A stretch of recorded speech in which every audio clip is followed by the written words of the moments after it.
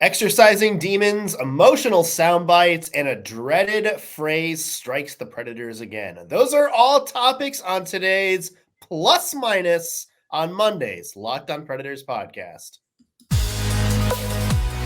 You're Locked on Predators, your daily podcast on the Nashville Predators. Part of the Locked on Podcast Network, your team every day.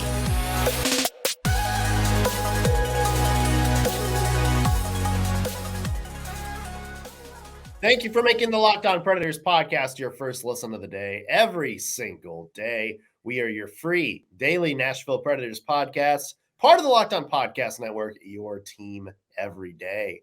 As always, want to start with a special hello to our loyal Locked on Pred heads out there, the everydayers who tune into every single show. We love you guys. We appreciate the support you give us week in, week out.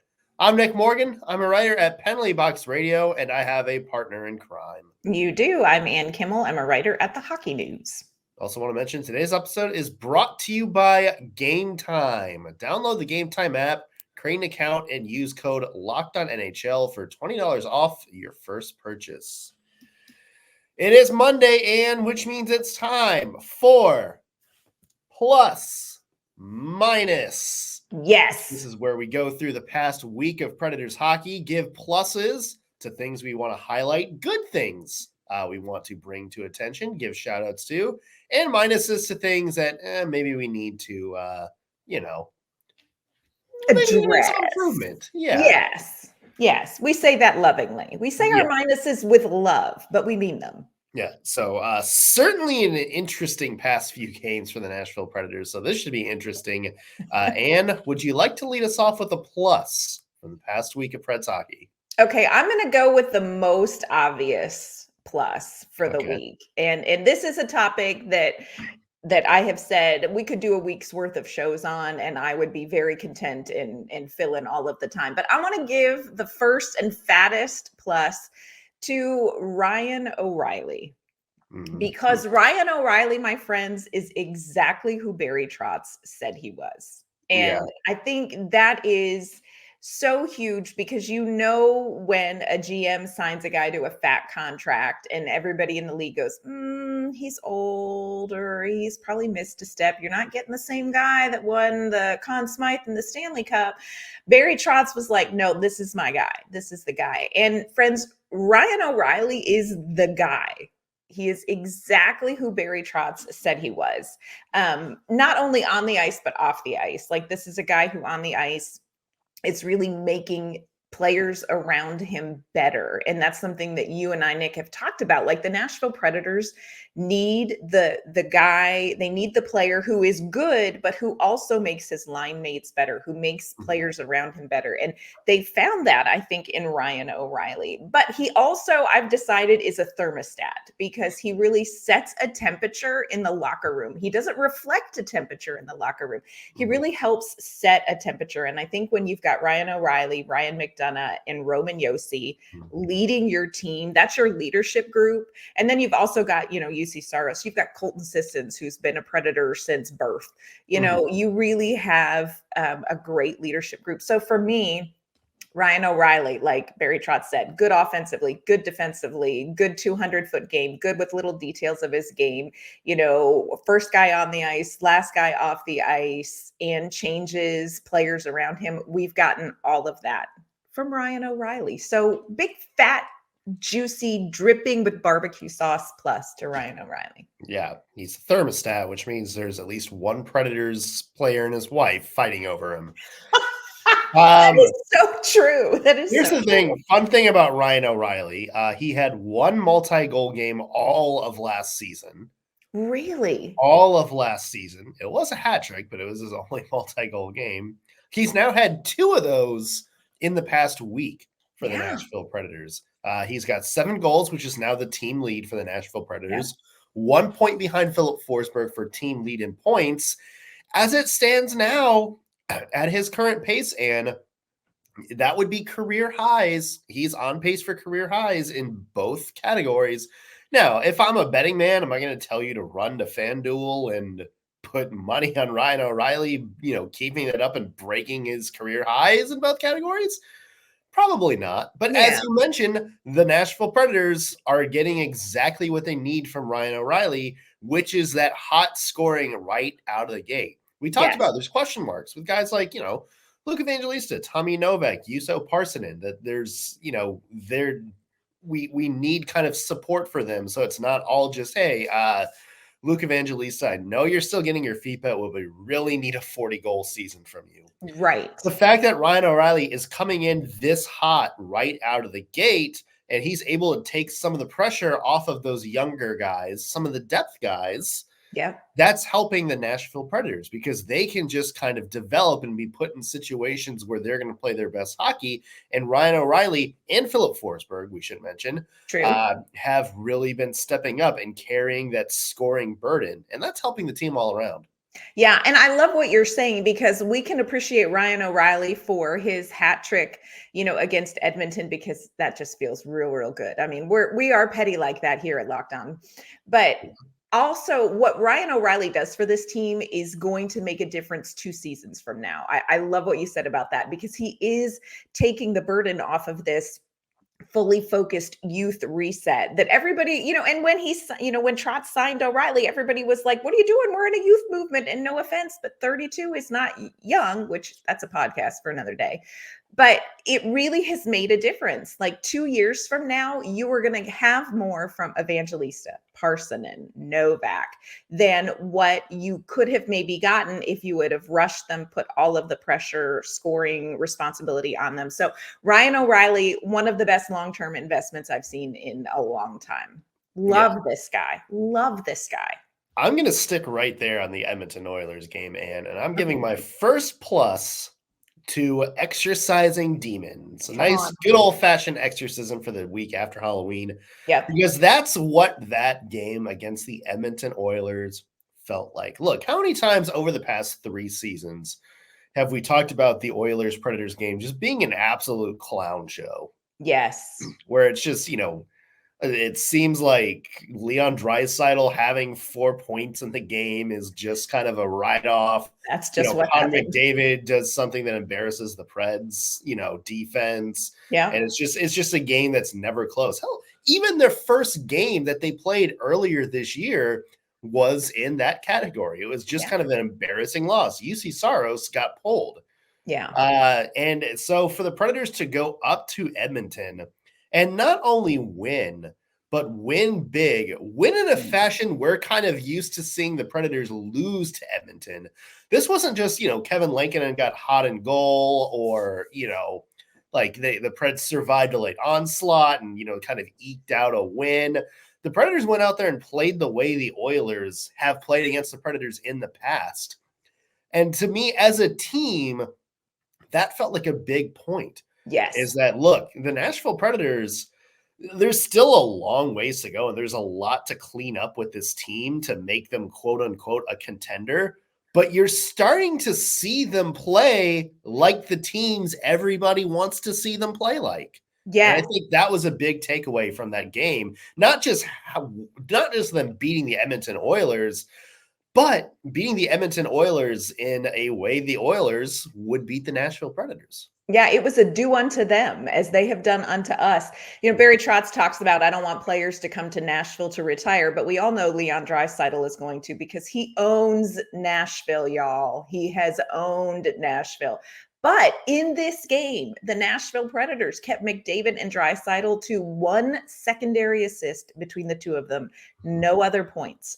And I agree with you. This is a huge game because these are the teams that you want to be able to compete against if you want to become more and more competitive. They're a measuring stick team. Now, did we see the best Edmonton Oilers performance? We're gonna dive into that question in just a minute. But the Nashville Predators have to beat teams like Edmonton and to do it in the way they did. Like you said, this wasn't just a we survived.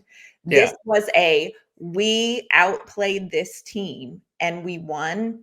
Huge plus for the Nashville Predators. And it does, just on some sort of hockey spiritual level, feel really, really good. Yeah. Absolutely. Really good, y'all. Yeah, for sure. Getting that win over the Oilers felt big for a number of reasons. And not all sunshine and rainbows for the Nashville Predators. There are some minuses, including a concerning injury and a dreaded phrase that's now hit the Nashville Predators 3 times this season. That's coming up in just 1 second. First, though, I want to mention today's episode brought to you by Game Time. Let's face it, if you're like me, you love going to sporting events, concerts, comedy shows.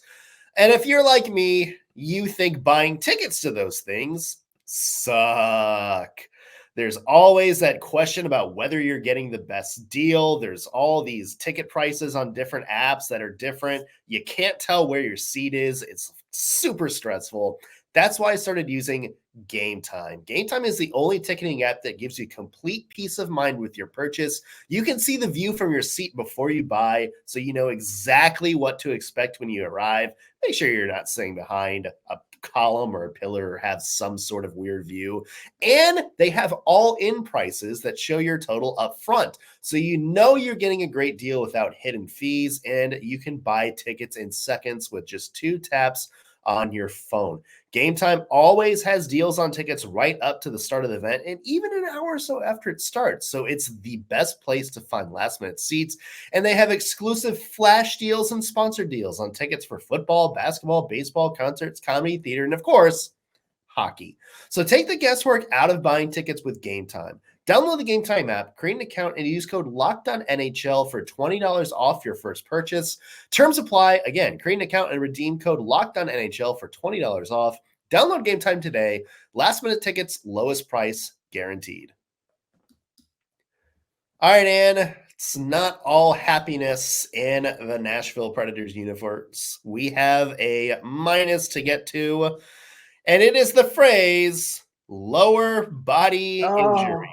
3 worst words in hockey. Because it's now happened 3 times this season for the Nashville Predators. Luke Schenn, of course, has been on the shelf since the NHL opening weekend. Still expected to miss a couple of weeks. Cody Glass, that's what he's been dealing with. And now Ryan McDonagh missed the Oilers game on Saturday due to what is, I guess, being called a day-to-day lower body injury. So maybe some positive news that he'll be back sooner rather than later, but couldn't have come at a worse time, Ann, because as we talked about last week, this Preds defense has been one of the best in the league, and McDonagh's shutdown prowess is a big part in that. Yeah, and if you think about where is one area where the Nashville Predators really want to see improvement, it's on the penalty kill. Who do you want out on the penalty kill? You want Ryan McDonagh. Unfortunately, the penalty kill, I think I'd have to go back and watch maybe where he got injured. Because if you remember in the game prior to Edmonton, he took a shot in the lower body, really struggled to get off the ice, did come out and play again, which I don't know how these guys do this some of the time, but very hard to see Ryan McDonagh not on the ice because, you know, again, this is one of those players where you look at hockey age and you think, well, and I'm telling you, Ryan McDonagh, so important. I talked with Alexander Carrier about partnering with him because, like you said, this defense without Schenn has had to pivot from, I think, what Andrew Brunette wanted to do defensively. Mm-hmm. And McDonagh and Carrier are together, and just the way that they're working together, the things that Alexander Carrier is learning as he partners with McDonagh has really been interesting to watch. So this is not a player that you want off the ice. He took warmups in Edmonton and met with the trainers during warmups and was like, yeah, I can't go. So hopefully, like you said, this is day to day. Now, I will say Cody Glass was also day to day to begin with. And that is one of my minuses. We still have not seen Cody Glass back. And you know how I worry, as I like to say, you know how I worry. A little bit concerned, not just about how the injury and recovery is, although, you know, that's my top concern, but also what's going to happen when Cody Glass comes back in the lineup, because he and Gus Nyquist have really been building some chemistry. They've been working on making that kind of the foundation of this second line. Now Gus Nyquist is chawing along quite nicely with Ryan O'Reilly and Filip Forsberg. So what happens to these forward lines when Cody Glass comes back in. And I don't want to see Glass take a step back. I think Nyquist was really good working with him. So that for me is a minus. I don't understand kind of what's going to happen. And I'm a little bit concerned because I feel like, look, Cody Glass just on the cusp of absolutely being the guy, I think, the future guy for the Predators, and to see him injured. And then now what's going to happen when he comes back? Y'all, it's a lot of stress. Well, it's also that, and also who's going to be the person out of the lineup, because there are some notable names who have sort of been rotating in and out. Juuso Parssinen is the number 4 center. We mentioned he's been playing better. Like over the past couple of games, like he's been playing better. His ice time has kind of gone back to where it was at the start of the year. Phil Tomasino has not been playing better. And to an extent, Sammy Fagemo hasn't really had the impact that I think the Predators were sort of expecting him to. So somebody notable is going to be shuffled out of this lineup, and I know there's a lot of people that's like, oh, you can just waive Michael McCarron.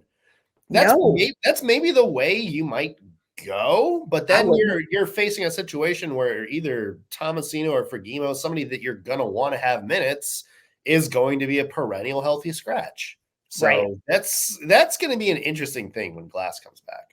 Yeah, I think there's a lot to sort out. And, it's kind of hard for us because we're not seeing practices. We're not hearing from the coach right now when they're on the road trip. So it's very hard to kind of figure out, where does Andrew Brunette see this? How is he evaluating these players? What is he, seeing from Phil Tomasino on the ice and Sammy Fagemo, and what more does he want to see from them? So I agree with you. I think there's going to be an interesting powwow. I think some interesting decisions that have to be made with the Nashville Predators when Cody Glass comes back, not just for him and his line, but what do you do with Phil Tomasino? I'm not a fan of waiving Michael McCarron. That's just me. So good luck to whoever's job that is. Not us. Not us. We just tell you what happens. And give us one more minus. One more minus. Well, you know what? I was just going to talk about this, the fourth line. So the fourth line, Foudy, Tomasino, and Juuso Parssinen. Like I said, I agree. Parssinen playing fairly well. I'm worried about Phil Tomasino, and because I wonder how much is the process of developing him, how is that affecting him as far as confidence? So for me, this is a concern. This is a minus. Look, he's putting in the work in practice. He actually outlasted Ryan O'Reilly on the ice several times at practice. And, he's putting in the work. I think Andrew Brunette's very clear about what he wants from him. But you have to wonder, especially with a young player, what does this whole process do to your confidence? And how do you kind of balance your ability to learn these new skills, to show what you've got, with feeling like, hey, I've been a healthy scratch? So for me, that whole fourth line, the Fagemo, the Foudy, the Tomasino, what is their process like, and how are they going to bounce back from kind of a very up and down trajectory the start of the season? It's something to keep an eye on.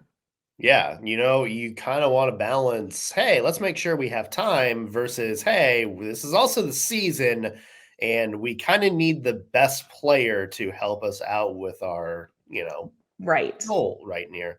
That's kind of the pickle that Andrew Brunette is in, because look, ideally you would just take the reins off of Tomasino and be like, all right, there's nothing going on this season anyway, let's struggle through it. But on the other hand, and that can sort of be detrimental to a player too, because if you're just out there making mistake after mistake after every game, that's going to wreck your confidence a little bit. I mean, we kind of seen it with the San Jose Sharks right now. They're just like, hey, we're gonna have some veterans, and then we're just gonna kind of take the reins off our young players and see how it goes.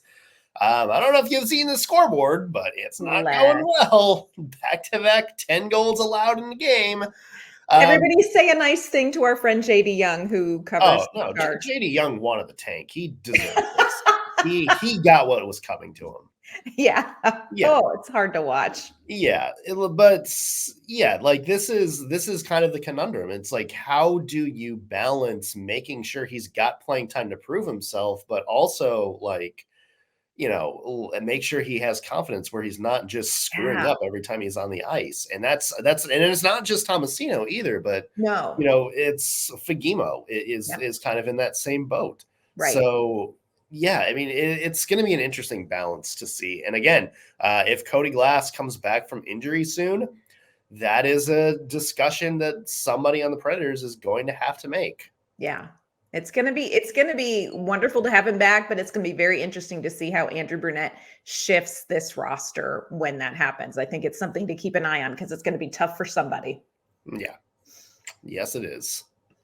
Nick and I never want to end on a minus. So coming up, we're going to wrap up our plus minus this week with some pluses from the week, milestones, and a really sweet moment with a new Nashville Predator. We're going to talk about that in just 1 minute. But first, want to let you know this episode's brought to you by our great friends at FanDuel.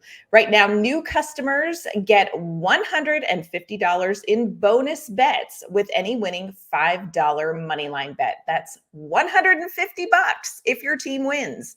If you have been thinking about joining FanDuel, there is no better time to get in on the action. The app is super easy to use, and there's a wide range of betting options, including spreads, player props, over-unders, and more. Right now, if you're feeling real confident, you can place a bet on the winner of this season's Hart Trophy. Preds fans will probably not be surprised to learn that Elias Pettersson is at plus 1,300 in that group. You can also create a goal scorer parlay with their anytime goal scorer parlay builder. If you are feeling good about the directions the Preds are headed and you think they may be a playoff team, go ahead and place your wager on that. Be confident. So visit FanDuel.com/lockedon and kick off the NFL season. FanDuel, official partner of the NFL. All right, Ann, we can't end on a minus, so let's end the show with a couple of pluses. Ann, who are you giving a plus to? I am giving such a big plus to Marc Del Gaizo. Yes. Marc Del Gaizo called up to join the team on the Western Conference road trip. This was a player who didn't get called up last season and came into training camp and made absolutely no bones about the fact that he was like, no, I'm here to show you that you made a mistake not calling me up. And he did that. Great training camp, great preseason, started in Milwaukee, called up to join them on this Western Conference road trip with Luke Shen out, and made his NHL debut, ladies and gentlemen, against the Edmonton Oilers, which, hey, defenseman, would you like to join the NHL and play against Connor McDavid and Leon Draisaitl? Yeah. Surprise! We're not going to ease you into this. Let's just throw you into the fire. Marc Del Gaizo was such a delight to watch for two reasons: what he did do and what he didn't do on the ice. Marc Del Gaizo came in, played calm, played smart defense. The moment was not too big for him. He had some fantastic defensive plays, had his first NHL point on Filip Forsberg, an assist on Filip Forsberg's wraparound goal. But what he didn't do is as impressive to me, because I think sometimes coming into these situations, you can try to do more than you should. You can try to play differently than your game. And Marc Del Gaizo came in and he played Marc Del Gaizo defense, which is exactly what the Predators needed from him. And he did it so well. So want to give a shout out to him. First of all, love the milestone. It's so exciting to see, a young player make their way into the league. It is not easy, y'all. It is so hard to make this league. But also how well he performed in a situation where he's defending against Connor McDavid. Way to go, Marc. Yeah, two things. Not only did he come into the game, but he came into the game and played really well. Yes. Just under 19 minutes. Of course, he was with Tyson Barrie, who's a good kind of partner to have in that situation. And this wasn't, okay, we'll just kind of spot use you when we can. Like, he was out there and skating toe-to-toe with some of Oilers' best players. Like, he was out there a couple times with McDavid. He was out there a couple times with Draisaitl. So credit to him for coming in and not being lost in the moment. Also credit to him for just kind of his path getting here. We talked about it. There's a lot of people when Marc Del Gaizo was like the last call up, or I'm sorry, like the last person to go down to Milwaukee before the season started. A lot of people are like, wait, this guy, like, where's Spencer Stastny? Where's Jake Livingstone? Like two guys that we saw last year. We talked about it before about Del Gaizo having that chip on his shoulder that he wasn't called up at the end of last year, and how he kind of used it as motivation to sort of revamp his game this offseason. I spent a lot of time working with Mark Borowiecki, a couple others to really get his game back on track. He wound up being, among a lot of returning Preds, maybe one of the more improved players on the team heading into camp. And I love these sound bites after the game, Anne. Stop it. Where he teared up talking about, his family staying by him, kind of just how thankful he was to kind of get a shot in the NHL. Clips like that. Look, and we live in a day and an age where, prospect rankings are a big thing. And, social media certainly has strong opinions about who should be playing, who should not be, like upside of different players. I think we sometimes forget that these are just people, regular human beings chasing their dream job. And for them to finally get to the Pantheon, the NHL, a place where only a minuscule population in the world is going to get to play at some point in their lives, that's something worth celebrating. It is. And those are stories that I think we should celebrate. We should celebrate more stuff like that. Somebody like Cole Smith, who's, battles through kind of obscurity. We should celebrate when somebody like Michael McCarron goes from first round bust to AHL journeyman to now a regular NHL player. I know that that's, not as sexy as, a star prospect or star 20-year-old tearing things up, but I still think those are stories worth celebrating. Yes, I absolutely agree. I think the trajectory to get to the NHL, it is so difficult. It is so difficult. You have insanely talented players who, from circumstance to injury to timing, may have a really hard time making the NHL. So when you see somebody do it, it's wonderful. And a shout out to his family. He teared up talking about, his family couldn't get to Edmonton for the game, but he talked about, they were really with me. I love the acknowledgement that, it takes a village. It takes a village to help somebody achieve this dream. So shout out to Marc Del Gaizo, and frankly, shout out to his family for the years and years of driving to practices and sacrifices and smelly hockey gear. Just it's fantastic to see them all get to celebrate this. Yeah, for sure. And again, played really, really well. And hey, if he's playing well enough to be in the NHL, it's good for the Preds because, there's still Spencer Stastny back there. There's still Jake Livingstone. There's still Tanner Molendyk, who you just drafted. So, hey, any chance that you have to get some NHL quality defensemen just out of nowhere, just ask Alexander Carrier. Yeah, if you're the Nashville Predators, absolutely take that. Again, hope Ryan McDonagh's injury is not too serious, but it's good to see that the Predators have some depth that they can rely on. Yeah. So Nashville Predators have a busy week ahead. They're still trucking along on that road trip. They got Calgary tomorrow night and Winnipeg, Arizona later this week. So we will be back tomorrow with a look at the week ahead, plus a preview of tomorrow's Calgary Flames game. Boy, that is a bad hockey team. It's tomorrow, which means I'm sure the game is going to be much harder than we anticipate too. I know, that's true. Yeah. And where can people find your work? You can find my work online at InsideThePreds.com. You can find me on Twitter, X, whatever, at AnnK_Mama on Ice. You can find me at Penalty Box Radio or on Twitter at _NS Morgan. Also be sure to follow the podcast on X at LO_Predators or on Facebook and Instagram. Just search Locked On Predators. And please subscribe however you're listening to us, whether you're watching us on YouTube or streaming on your favorite podcasting platform. Hit that subscribe button. It helps us out and lets you know when we have new content for you. That's going to do it for us on today's Locked On Predators podcast. Thanks for making us your first listen of the day. Back with a new episode tomorrow. We'll see you then.